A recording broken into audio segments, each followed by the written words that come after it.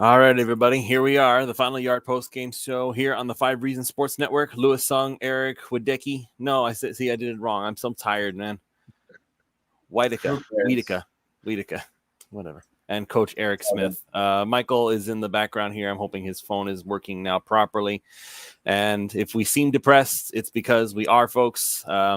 Literally nothing good, and I do mean nothing good, came out of this game against the Buffalo Bills. Once again, them asserting their dominance in every aspect of the word. And now, not only that, it's very difficult to foresee this season going on any further, as well as the next 2 seasons, if the suspicions, I guess you could say, the speculation has any truth to it whatsoever. We're going to get into that in just a moment, but just very quickly, we still have to mention prizepicks.com. Use that promo code 5, F-I-V-E. They will give you $50 of promotional funds when you go ahead and use that promo code and sign up and put in a $5 bet.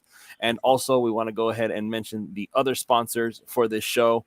That is, of course, our new friends over at the Real Estate Shoppe. So they have been somebody that's been, they're really good in the South Florida market. They're very family oriented. You can call 954-268-9812 for all your South Florida real estate needs. So again, that's 954-268-9812.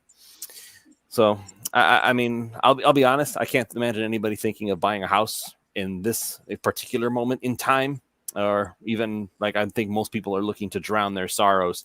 The comment section is, of course, going very predictable. My father doing his dirty word, curse. I appreciate you not using the actual words and not getting us demonetized. There are other comments coming in as well, basically saying that it's time to blow this whole thing up, which is ironic because we literally just gave Tua a huge contract. We literally just extended Mike McDaniel. We literally just did.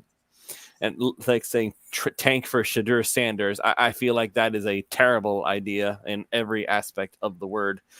I'm gonna go ahead. I'm gonna go ahead and let you go first, Eric W. I know that you're.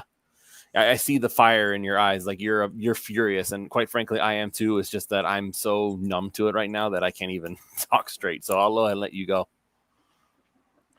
I mean, I'm really past the point of anger. If you look at my Twitter feed in the first half, I pretty much got all of that out there. Oh, okay. Yeah. Okay. But please admit you are all wrong. Who cares at this point? Season over. You're 1-1. People are talking about signing Ryan Tannehill. Like, what is that going to do for you? You get an extra 2 wins, win 6 games on the year. At this point, I'd rather just go 1-16. I'm so serious when I say that. I am so serious when I say that. There's like, and firstly, I apologize for not preemptively saying that I hope Tua is all right. I hope that he recovers as fully as possible. For what it's worth, he walked off the field under his own power. He was not hospitalized or anything. No, absolutely. So. And that was great to see, but he's going to have some tough decisions to make. I'm not going to sit here and make those decisions for him, as so many people are doing. It's a conversation for him and his doctors and his family to have. But,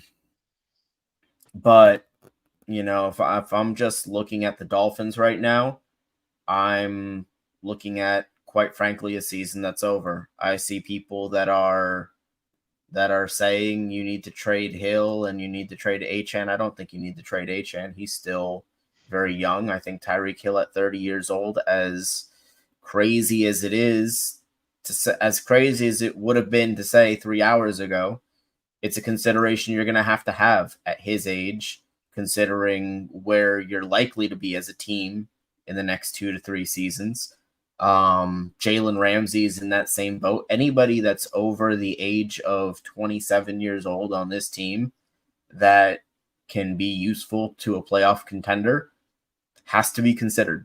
It just has to at this point. Obviously, I know Chris Greer is not going to do that because he's in a make or break season himself. And that's quite frankly, unfortunate. His job should be less than safe going forward. You know, I hesitate to say that this is his fault because obviously the hit on Tua was kind of not even the hit on Tua. The collision was just kind of a freak thing there. And we can't really blame that on him. I thought the offensive line actually held up pretty well in the first half for whatever that's worth. But this whole thing really is just you know, I was really excited for football season this year. I thought this was going to be I really thought this was going to be a really good year for the Dolphins going into it. I have never been less excited for the next 15 weeks, for 15 more weeks of football than I am right now. I can't gather myself to care really. Because I know with Skylar Thompson, you're not going anywhere. Tua is, I don't even want to speculate on how long he's out for because it's just not appropriate at this time to even discuss that really.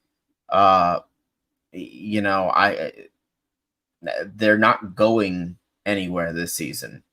It's not happening. And, you know, the whole point, and I know that people are going to clip this and, oh, you're a bandwagon, you only care when they win. Well, that's the point of competition. The point of competition is that you don't know what's going to happen. Now we know what's going to happen, and it's not good. So, you know, really, I don't care about Tom Brady. I don't care about Ryan Tannehill. Those guys aren't saving your season. Tom Brady's not coming out of the booth. Ryan Tannehill's not winning you more than 6 games this year. It is what it is. And I know that this is probably the worst. Like, I'm not the right guy to be talking right now. I'll be the first one to admit that. But this is just really kind of how I see the cards on the table right now. Your 2024 season is done.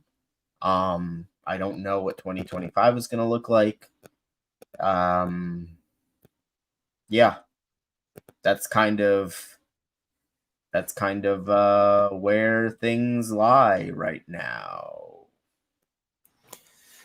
I'll go ahead and I'll give my thoughts as well. For the record, I don't know who would be a right person to talk about this right now. Like anybody who's a Dolphins fan is just heartbroken, enraged, sad, miserable, depressed, any adjective you want to throw out there. I don't think any of us have even remotely a positive thing to say right now. The only thing that I can even point to is that, and maybe Coach Eric may disagree with me on this. I don't know. Maybe he can tell me after I'm finished. But all of this could have been avoided, in my opinion. All of it could have been avoided if the Miami Dolphins had gone out of their way to invest in hardcore talent in the offensive line and not tried to make something out of nothing. For all the talk about what Robert Jones could be, for all the talk about what Austin Jackson has become Lewis, ban that guy? I'm sorry? A.O. Lewis, ban that guy? I can't hear. I can't. It cut out. I'm sorry. Don't worry. But anyway, it's the comments can be whatever they want. I'm not even paying attention to that right now. This isn't Pulse. This is not the Pulse of Fins Nation. I know what the Pulse of Fins Nation is. There is no Pulse right now. My mindset right now is that Chris Grier and Mike McDaniel too, to some extent, need to be held accountable in some way for the things that they have said. Am I calling for McDaniel to be fired? Not yet. No, I'm not going to do that after one bad game, because after all the talk we've had hyping him up, talking about how he's been the best coach that we've had in some time, and that all we can't all just throw that one away because one bad game and we were embarrassed and this happened to Tua. I will say that absolutely everything that needs to happen, whether it's this season or next. If Miami manages to get Tua back in like 4 weeks and they go on a run, good for them. It's still a long season. If they don't, and 2025 is the new search here, then there's only one position I care about, and everything else can fall into place after that. I'm dead serious about this, and maybe Coach Eric will argue with me on it. I need offensive line. Patrick Paul, maybe he'll have learned by then, and maybe he can be the left tackle. But I need 2 new guards, talented, legitimate, good. We know for a fact they have talent kind of guards. Liam Eichenberg is not a legitimately talented guard. Lester Cotton came into this game again. There's no reason for Lester Cotton to still be on this football team, let alone be in a position to be playing right now. Robert Jones, he might have something. I can't deal with might right now. I need guys who have extremely high upside and can basically put a wall around somebody who is, sadly, as injury prone. He is injury prone. There's no way around it now. He is. At this point, we can only hope that he doesn't become Sam Bradford, which already it looks like he is. Sam Bradford had all the talent in the world. He could not stay healthy for the life of him. Even if his life, quite frankly, literally could have depended on it, and he could not stay healthy. Tua has the smarts to run this offense the way it's supposed to be run, the way it's designed to be run.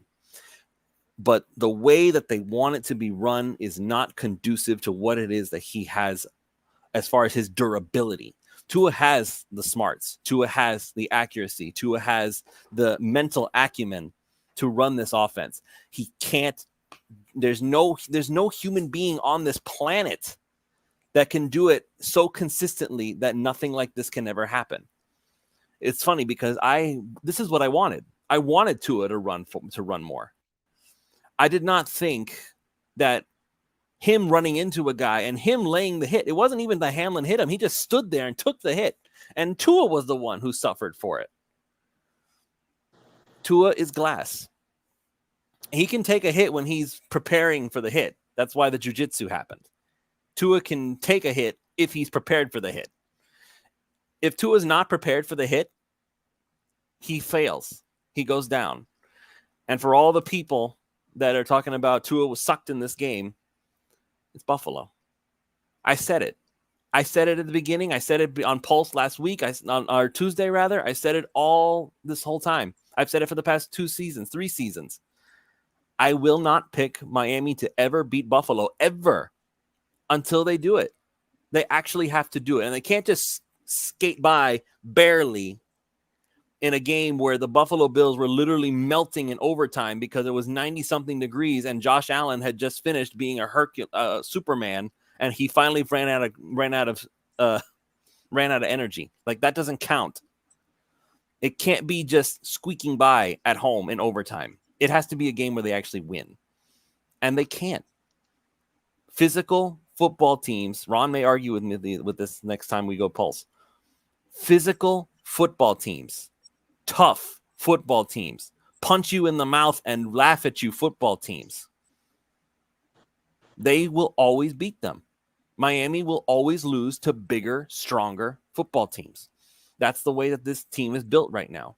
You know, speed does not matter if the guys you're trying to outrun are so big that you can't get past them. They're like a wall. The only one who did anything all night was Devon Achane. The only one. He's the only, even Tyreek Hill and Jalen Waddle, they couldn't do anything all night long. The only one who could get anywhere was Devon Achane. Finesse football, for all the excitement that it gets, for all the drama that it creates, for all the big plays that it can make it happen when it works, at the end of the day, the ones who end up winning are the ones who can get right down to the fundamentals of what football really is. Kansas City has Patrick Mahomes, and even with no weapons to speak of, they won the Super Bowl last year. Why? Because their defense was tough. Their offensive line was solid. They just got it done. They lost when Patrick Mahomes lost the Super Bowl. It was because the offensive line was bad. So what did Kansas City do? They proceeded to build a wall around the best quarterback to ever touch the football field, arguably. And they have succeeded drastically as a result. That's all there is to it. Build the trenches. Everything else will fall into play after. So I'm going to go ahead and let Coach Eric go. He watched this game. Maybe he thinks I'm wrong. And if he is, I'd love to hear why. But I personally feel like the fact that Miami did not invest in the offensive line, did not put a wall around Tua like every other elite quarterback in this league. If you want to have long-term success, even they will tell you it feels real nice having a bunch of guys there that will let you sit there and just kind of relax and find your guy. So I'm going to toss this to Michael first, and then I'll come back after that. Yeah, so of course, everything tonight comes back to Tua, where if Tua is out for an extended period of time for the season, Eric's right, the season's done. Skylar Thompson's not getting to the playoffs in the AFC. But even if you take that uncertainty aside, because we don't know the extent of the concussion, how much time he'll be out, the sort of conversations he'll end up having with family and so forth, there were so many problems that you saw manifesting themselves before that. Like Lewis said, the interior of the offensive line, and Austin Jackson had some bad moments tonight as well, but the interior of the offensive line was just a disaster, an abject disaster tonight. And you have to see it coming because there aren't guys there that you say, hey, just give him some time. No, it's just not going to work. And then on the interior of the defensive line, obviously because of cap constraints, the Dolphins weren't going to be able to re-sign Christian Wilkins and make everything else they wanted to happen. But they're missing him in a big, big way. The interior of the defensive line is also not getting it done. Jalen Ramsey, forget about the missed tackle for loss where James Cook, regained his balance and turned a negative 3-yard play into a 3-yard gain. He got lost numerous times today. That there were issues on both sides of the ball, up front on both sides of the ball. And then you look at that first drive where on that interception where Dubose has it hit him and, fall right into, I forget who got the interception for Buffalo, but right into his lap. Tyreek Hill and Jalen Waddle were on the sidelines on 3rd and 3 on, I believe, the 5th or 6th offensive play of the night. There's just a ton of issues that had you worried when this was, a whooping before you saw what happened to Tua. So, yeah, there was anger that just turns into a bit of despair of what is to come moving forward. And depending on what we see for the rest of the year, there's going to be a lot of decisions to be made, big decisions for the front office as well as by Stephen Ross. And this just could not have gone worse tonight. All right, Coach Eric, the floor is yours, sir. I hope you guys got it all out. So maybe it's the coach in me, right? But I'm not ready to throw this season away. Okay. I get it. The Tua thing sucks. And I hope he is okay. And whatever he decides to do from here is I'm completely okay with, right? You have to take it at a personal level to some extent that, yes, from an organization perspective, if he decides not to ever play football again, it really sucks for the cap situation that it, is probably going to put us in. But at the same time, from a human perspective, if he decides to walk away, I totally get it. But I'm not going to sit here and speculate as to whether or not his career is over or even whether or not his season is over, a half hour after the game ended. Like I said, maybe it's the coach in me But for me, I'm already looking forward to next week. And what I can say is that I'm pretty sure that Tua is not going to play next week, right? So we already know that next week is going to be a Skylar Thompson game. And I don't even know how feasible it would be to trade a Tyreek Hill or a Jalen Ramsey, considering the contracts that they just signed. But those guys are going to be here, right? So we have to look at what is next week going to look like. So Skylar Thompson was Mike McDaniel's handpicked backup that first year that he was hired as a coach. He's hung around for 3 years now. He is, he took the backup quarterback job from Mike White. So there's something that Mike McDaniel likes about him. And no, Skylar Thompson is not going to be able to run Tua's offense. Nobody's going to expect that. So even expecting him to come into the game tonight and to do anything at all really probably wasn't a great expectation if that's what you were hoping for. But this is an opportunity for Mike McDaniel to show how good of a coach he is by reconstructing that game plan into something that can be competitive versus the Seahawks with Thompson at quarterback. I agree that there are definitely some coaching decisions that I question in terms of some of the play calling and some of the personnel that was on the field in key situations. I disagree with the offensive line criticism, and I say that because they were running the ball fairly effectively early in the game. They were going to more power schemes. You saw a lot of pulling guards. You saw some decent gains with that. And when you look at the first 2 interceptions that ended drives, the first one bounces off a receiver's shoulder pad. There's no way in hell that you blame that on the offensive line. The second one was either because Robbie Chosen was running a wrong route or because he slipped. Again, that's not an offensive line issue. So we're looking at, 14 points, whatever it was, that were down, but it's not because the offensive line wasn't executing. It's because the skill players weren't executing, right? And obviously the third one, the offensive line deserves some of the blame for that, but how could you come into a game expecting to be down 2 of your starters, right? You had Lester Cotton and Kendall Lamb on the left side of your line on that third interception. That interception was awful, but it was a direct result of those 2 players getting beat. So like I said, overall, probably the coach in me that I'm not willing to just throw away a season 2 weeks into the season.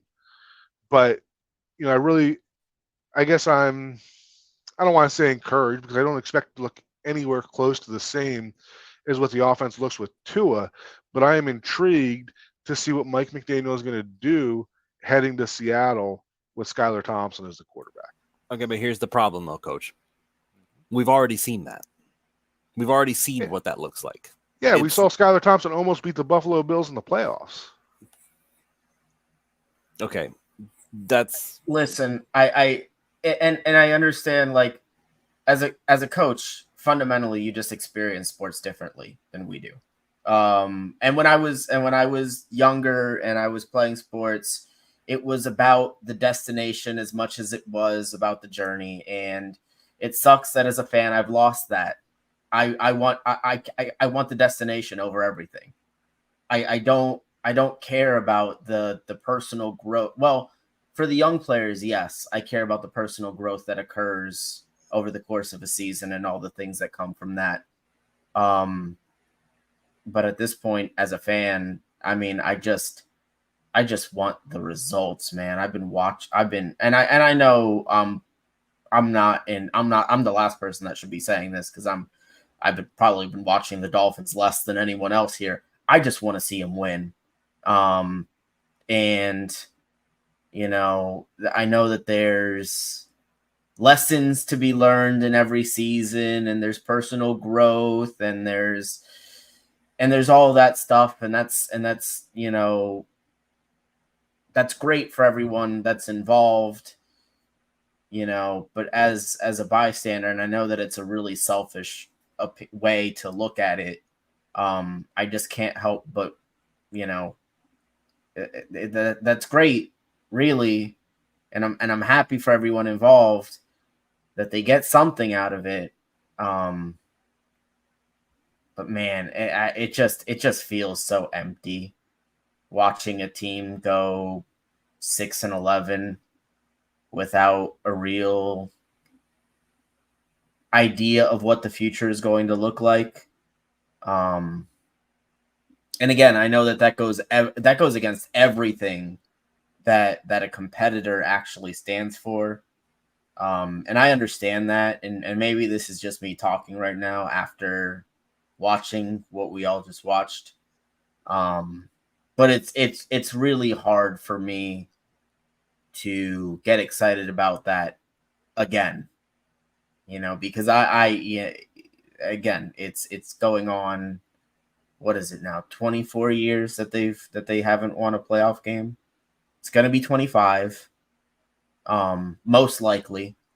And maybe there's that 1% chance that they do something miraculous. But it just feels so, like, I don't know, man. Like, outside of the players personally doing what they have to do and doing what's best for their careers, it just doesn't feel like for the franchise there's a point to this season. And that's and I hate to say it that way because it just sounds so terrible, really. And I apologize for going on that 2-minute rant just now again. It's just hard to feel any way else right now.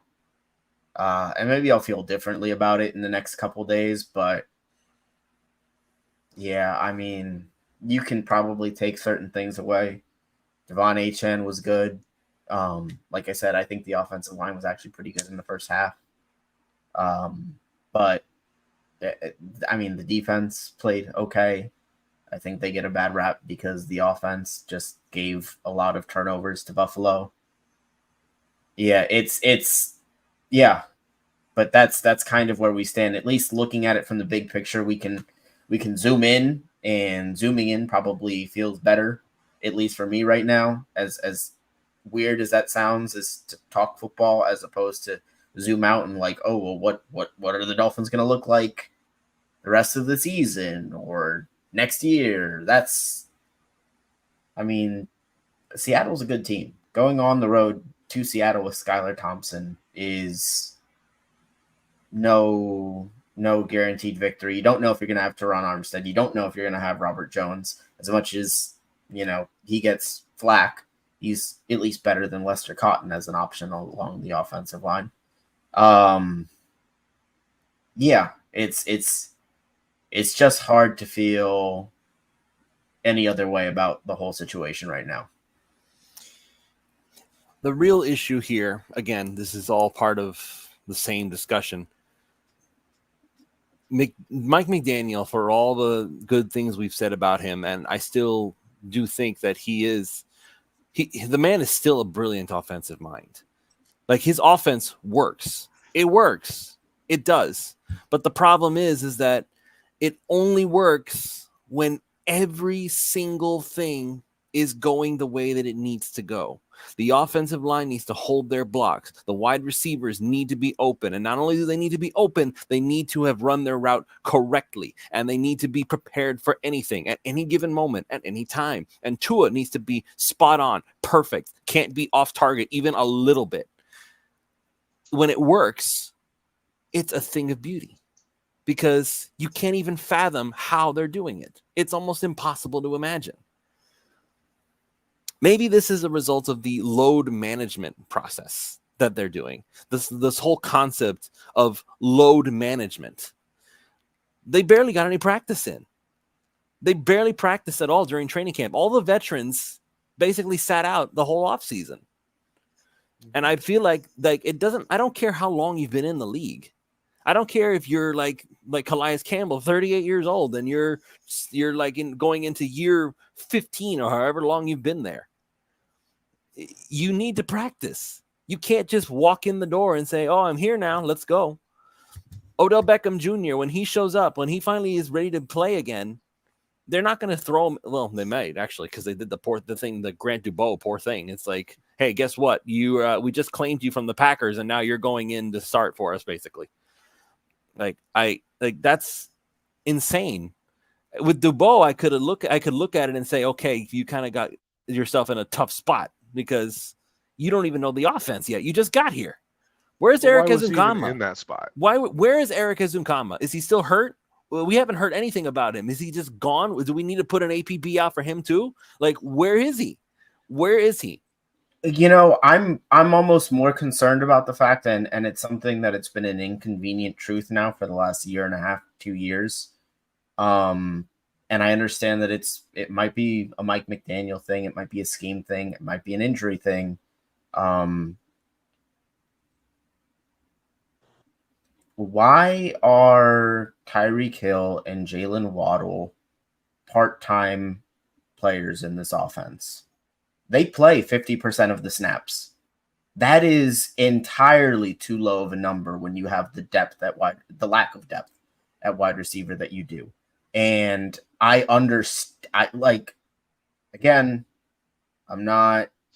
maybe there's an injury thing that we don't know about, but this has been a trend for them, at least for Tyreek. In the last 2 years, he's played about 50% of the snaps.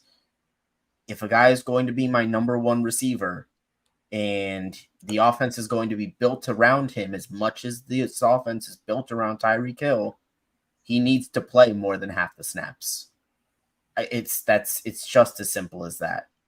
And the cramping thing, I mean, come on. We gotta get hydrated, guys. That's the most simple thing there is. Again, I can't really speak to that, so I'll leave that to be a separate thing. Maybe that's maybe that's what's happening, but we that's why you get Grant DuBose and Braxton Berrios and Robbie Chosen as your 3 wide receivers in a 3 wide set. That's why that happens. I don't know. It's maddening. Maybe there's something that can be explained to me about why that is, that it seems like those guys just aren't on the field maybe as much as they should be. But I can't understand it right now, especially with the lack of depth that they have at that position. Michael, do you think that to Eric's point, do you feel like them not being in the game is more of this load management stuff that, quite frankly, I'm reaching the point. Like, listen, I almost want to say, as blasphemous as this sounds, I wish Mike McDaniel had never met Eric Spoelstra. I really mean that. And in the sense that no matter how good of a basketball coach Eric Spoelstra is, and he deserves every bit of credit that he's ever gotten. Eric Spoelstra is not a football coach. Football and basketball are 2 completely different sports. And quite frankly, with basketball, it's 5-on-5, and you can make matchups and you can kind of adjust things. And depending on what's going on with the other team, you can kind of make a change here and there, substitute this guy to face this guy. And it's much more one-on-one than anything else. So you can afford to have certain players not play for certain games. In the NFL, you can't do that. Your best players need to be playing constantly, all the time. This is not a load management situation. Do you think Amon-Ra St. Brown for the Lions takes half the plays off? Does Justin Jefferson take half the plays off? To Eric's point, why are Tyreek and Waddle on the sidelines almost as much as they are on the field? Those are your 2 best players. What are you doing? Why are you load managing them? There's no load management for your best players on offense when the whole point is you need to score. This is not something where you just trade possessions back and forth. And people talking about how I'm blaming Spo. I'm not blaming Eric Spoelstra for Mike for the. Well, actually, I guess I kind of am. But it's not because Spoelstra's a bad coach. They're 2 different sports. McDaniel took the wrong lesson. He took the wrong lesson. He learned how to build a culture from Spoelstra. He doesn't need to load manage these guys like Jimmy Butler missing half the season because you want them fresh for the playoffs. It's a completely different sport. You need these guys all the time. They are the best players on your offense. They need to be on there. It's two different units. In basketball, Jimmy Butler plays offense and defense. He plays both. So you need him to be fresh. Tyreek does not play defense. He only plays when Tua goes out there. Why is he out? Michael, I'm going to ask you about it. And I just want to get your thoughts on this load management thing, because I feel like this is starting to hurt the Dolphins more than it's helping. I just don't get it. It raised my eyebrow the first series tonight. When that interception happened, neither Tyreek nor Jalen were on the field for it. And you're 5 or 6 plays in.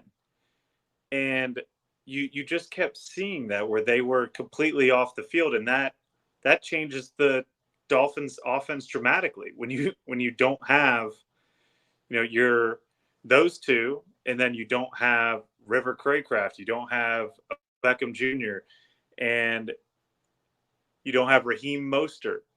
You're limited.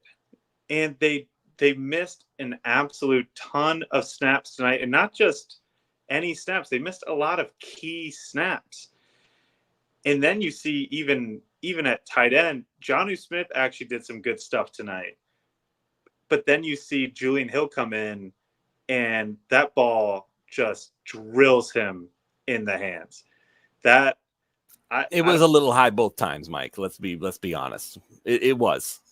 Yeah, I mean, I'll give you that, but you're looking at Julian Hill and saying, is this guy capable of doing some of the? You're having him fill Jonnu's role when Jonnu's not there, and he can't do the same stuff, and it just makes the Dolphins' offense so much different.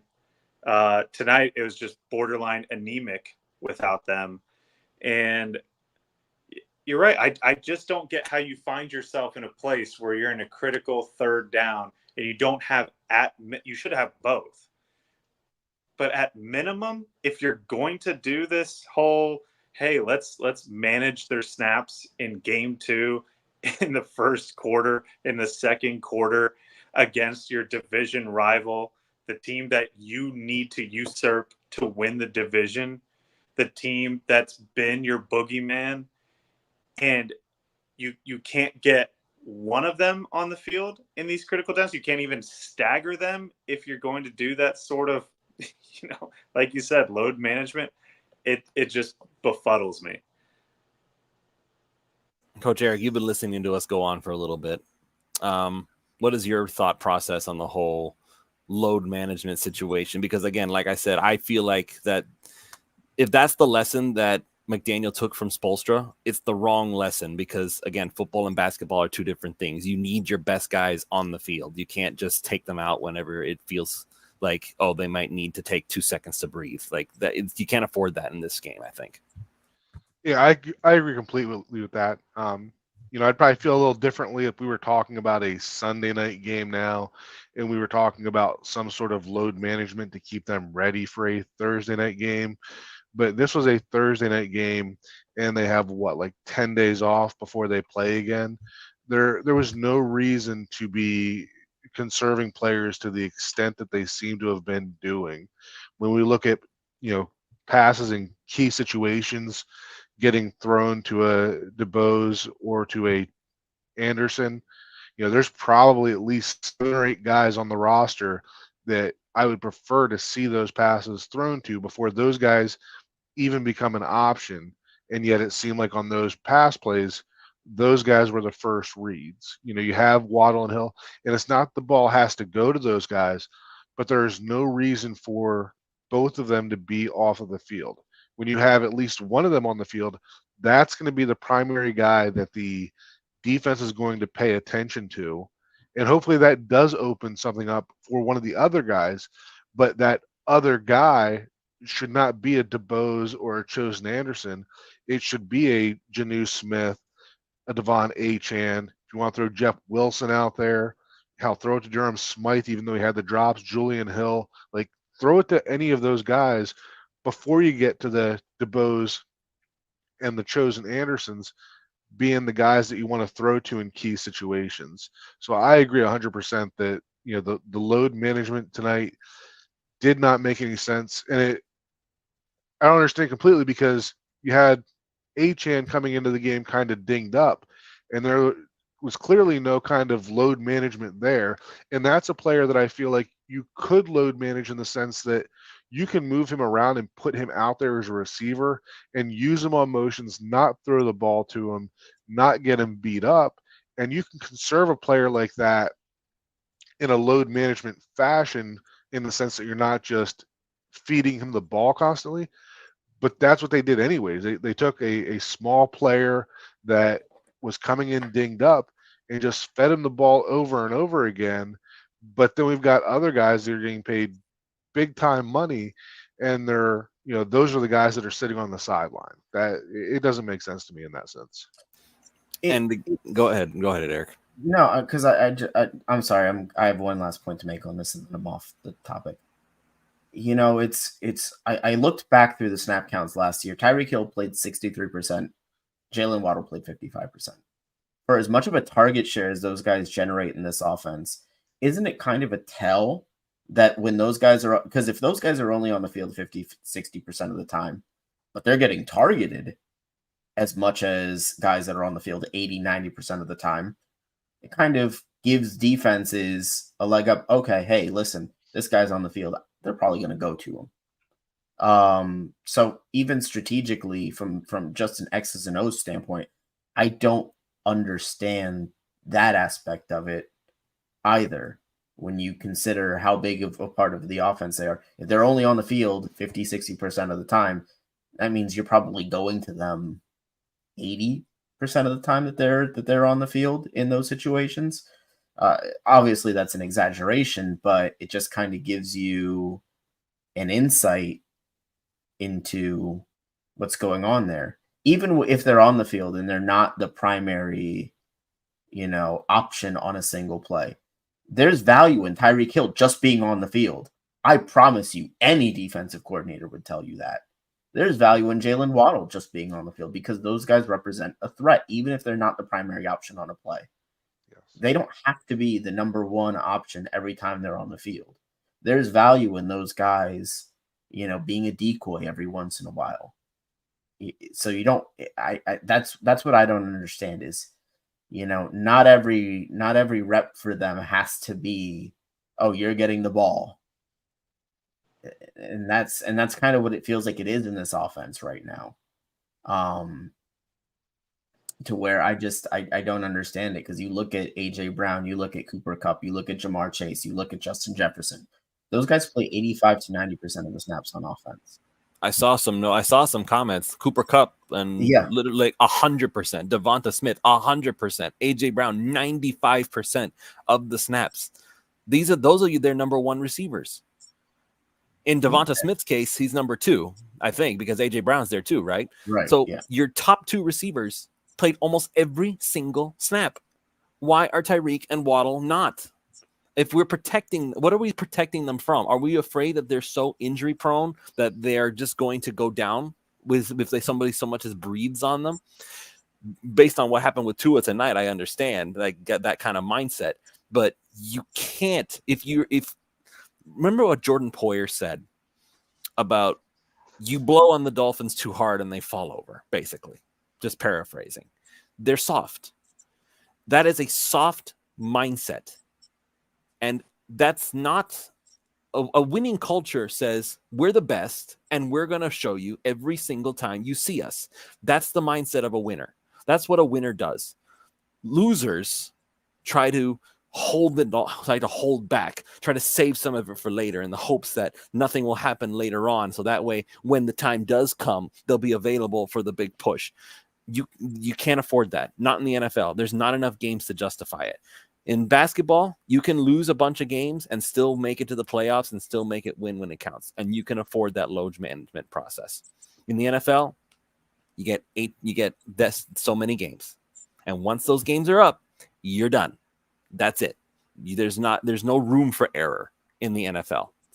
And I think right now that's going to be my biggest point of contention with Mike McDaniel as a coach. It's not even the play calls. It's not anything like that. I am tired of the choices of personnel. I'm tired of this concept of it feels like they're playing scared. And especially so when it comes to Buffalo. When they play Buffalo, that's what I talk about. I don't want to ever pick Miami to beat Buffalo until they do it, because Buffalo scares them. They are scared to death of the physical football team that is the Buffalo Bills. They play like they're trying to not get hurt. This is the NFL. You're going to get hurt. It is a guarantee. Jeff Wilson got hurt. I don't even know how he got hurt. He went out with an oblique injury. I don't even remember Jeff Wilson being on the field. How does that even happen? Like how did he get hurt? You need guys who are going to be out there. As people mentioned, availability in and of itself is a skill. With Tua, I look the other way because Tua is the quarterback. The quarterback always gets special treatment. It gets special recognition. It gets special everything. As long as Tua is on the field, Miami has a chance to score points. But you need your actual good players. We just went over this with the A.J. Brown and Devonta Smith snap counts. Jalen Hurts, he got paid. He plays well. He has his top weapons with him out there almost all the time, constantly. And he always has that ability to say, my guys are out there somewhere. I can count on them. If we're looking at Tua and we're expecting him to play to that kind of level, of even as much of a level of Jalen Hurts, why are we asking him to do it with Grant Dubois, Robbie Chosen, Braxton Berrios, and whoever the running back happens to be on that particular play?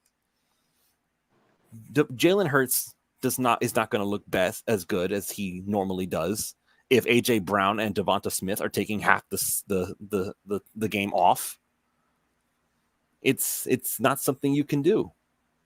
And Tua, I love the guy. I still think that he can be an incredible quarterback, but he's not physically gifted. He's mentally gifted, but he's not a freak of nature. He's not Patrick Mahomes. He's not Josh Allen. He's not Lamar Jackson. He's not Jalen Hurts. He is none of those guys that can take off like a shot and just run for 100 yards in a game on any given play. Tua needs to run to get the defense off his back, not to become one of those guys.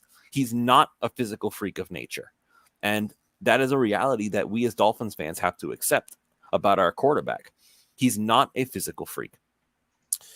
We're going to go ahead and get ready to call it here. Any final thoughts, gentlemen, before we go, Coach?